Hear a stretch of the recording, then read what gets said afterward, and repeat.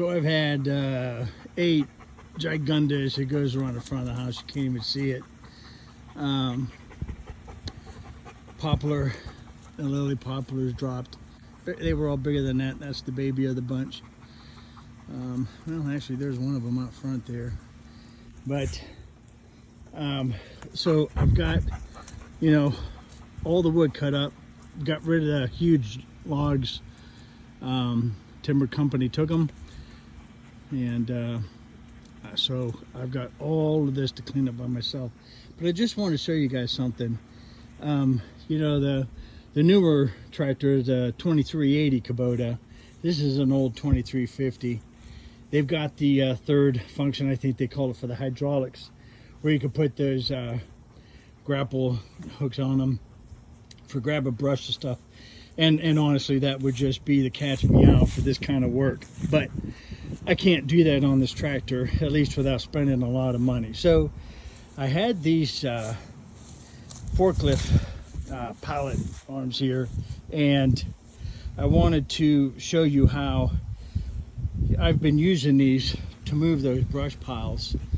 Not the most ideal situation, not the best. I do lose a little bit of stuff, but honestly, it is saving me a ton of work. So I just wanted to throw it out there in case somebody never thought of this and they have an older tractor like me that doesn't have that third hydraulic function, where they can't put the grapples on them. So, you know, for a couple $100, you can use something like these. But I'm going to show you here. I'm going to grab that and take it back and just dump it in the woods.